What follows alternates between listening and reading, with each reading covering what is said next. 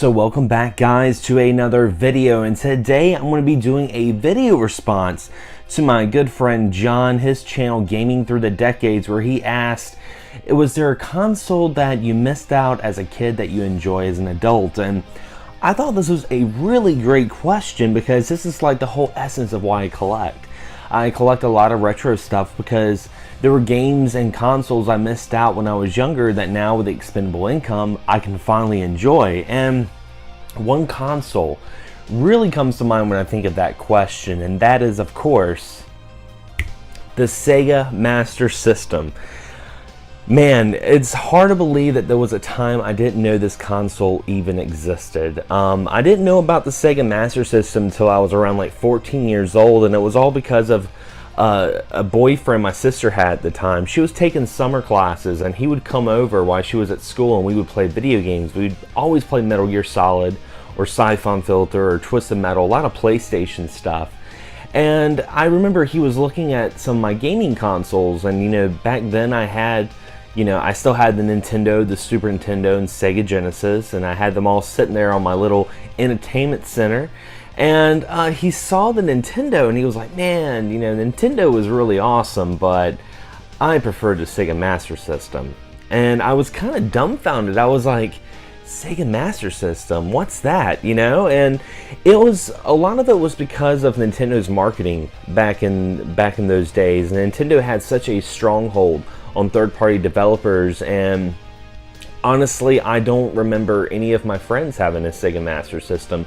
I don't remember going into KB Toys and seeing anything of the Sega Master System. So that sparked a little interest for me. I was like, oh, Sega had another console other than the Genesis and Game Gear and stuff. That's interesting. And it wasn't until I started watching YouTube and I started watching, channels like Happy Console Gamer, Classic Game Room. I started watching, and a lot of European channels like Lomboys Post 1975. I started watching these channels and learning more about the Sega Master System. And the Master System was a lot bigger in the PAL region.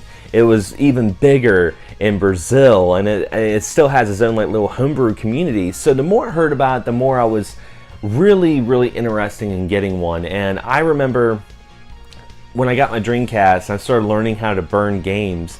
This is going to be kind of funny here, because I tell a lot of people that sometimes emulation can kind of make you want to get the original hardware.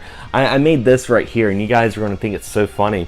I made this Dreamcast emulator, and it's got all these ROMs on it, and it's called Sega The Master Years, and I made the cover. It's got every Sega Master System and Game Gear game ever made on this one disc. I even made like a little back to it. It's like, relive the years of yore when gaming was top gear and you were the master. And there's like over 1,000 games, and I have Alex Kidd on the back and Sonic on the front.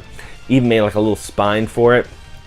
I got this though, and I was like, it was fun playing those games and seeing it for the first time in person, playing so many of these games that have a different flair to them than most NES titles. The color palette's a little different. The sound chip, in my opinion, is a lot better. I like the sound chip to the Master System, but this kind of fueled my desire even more to finally get the console. And my co-host of Excess Game Podcast, James Gruesome, if it wasn't for him, I wouldn't have the Master System, because he did some like little talks and stuff within his own little community, and he found out a friend of his was selling his Master System. So I got this for a good price, got a couple of games, and that's something else I want to talk about, the Master System.